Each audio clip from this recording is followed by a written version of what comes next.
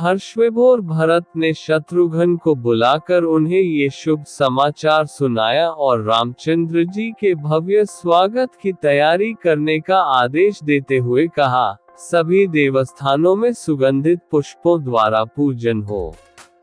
सभी वैतालिक, नृत्यांगनाएं, रानियां, मंत्रीगण, सेनाएं और नगर के प्रमुख जन श्री रामचंद्र जी के दर्शन और स्वागत के लिए नगर के बाहर चले।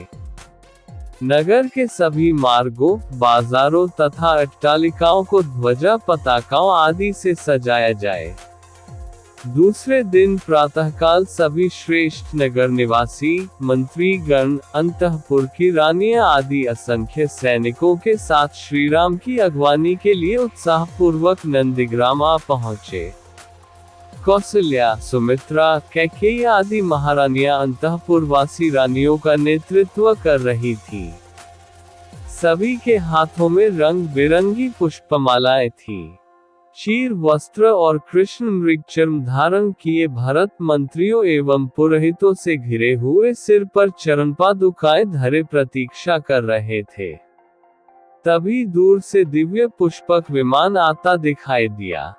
समस्त उपस्थित पुरवासियों के मन में हर्ष की लहर दौड़ गई और वे रामचंद्र जी का जय जयकार करने लगे। भरत ने आगे बढ़कर अर्घ्यपाद्य आदि से श्रीराम का पूजन किया और उनके चरणों में साष्टांग प्रणाम किया।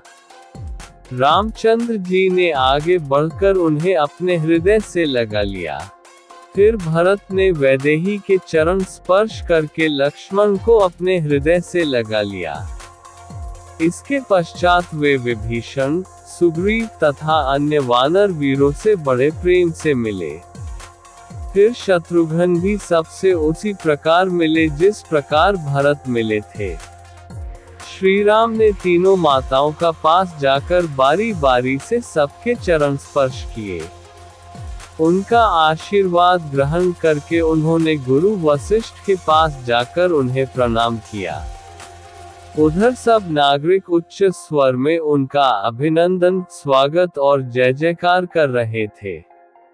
फिर भरत ने चरण पादुकाएं रामचंद्र को पहनाते हुए कहा, प्रभो, मेरे पास धरोहर के रूप में रखा हुआ आपका ये सारा राज्य मैंने आज आपके चरणों में लौटा दिया है। आज मेरा जन्म सफल हो गया। आपके प्रताप से राज्य का कोष, सेना आदि सब पहले से 10 गुना हो गया है।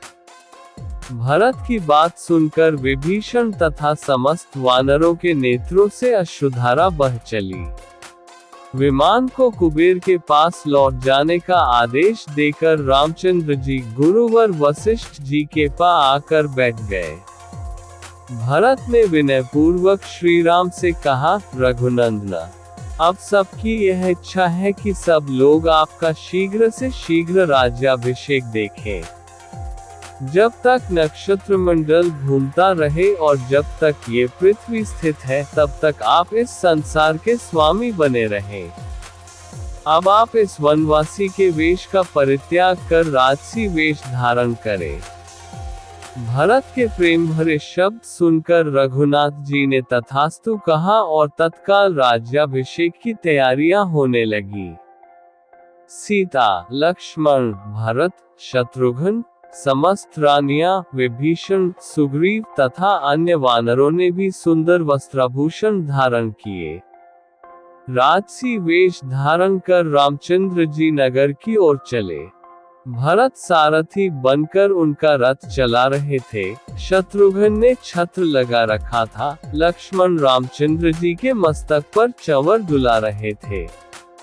एक ओर लक्ष्मण और दूसरी ओर विभीषण खड़े थे। उन्होंने श्वेत चंवर हाथ में ले रखे थे। वानरराज सुग्रीव शत्रुंजय नामक गज पर सवार थे। समस्त नगरवासियों ने जय जयकार किया और श्रेष्ठियों ने आगे बढ़कर उन्हें बधाई दी।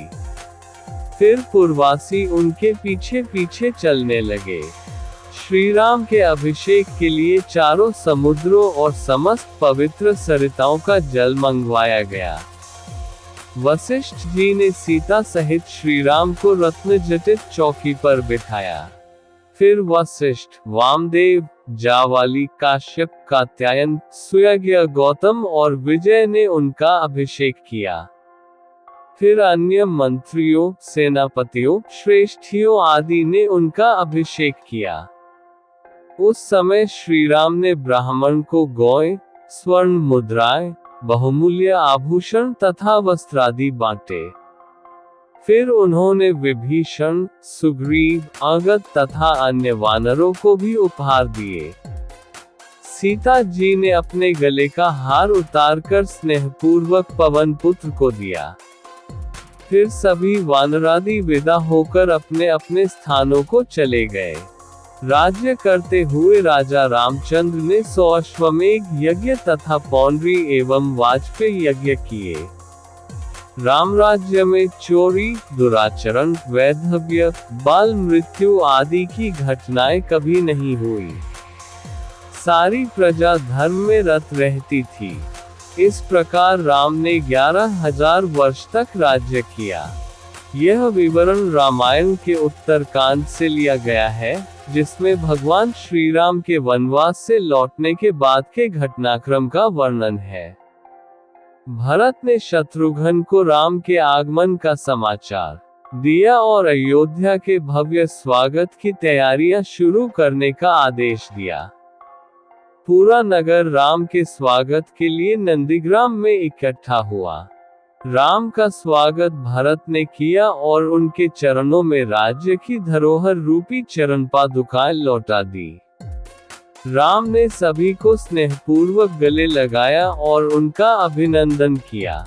इसके बाद राम का राज्याभिषेक हुआ, जिसमें चारों समुद्रों और पवित्र नदियों का जल मंगवाया गया। राम ने राज्य करते हुए कई यज्ञ किए और रामराज्य में सुख, शांति और धर्म का पालन होता रहा। इस राज्य में 11,000 वर्षों तक राम ने राज किया, जहां सभी लोग सुखी और समृद्ध थे।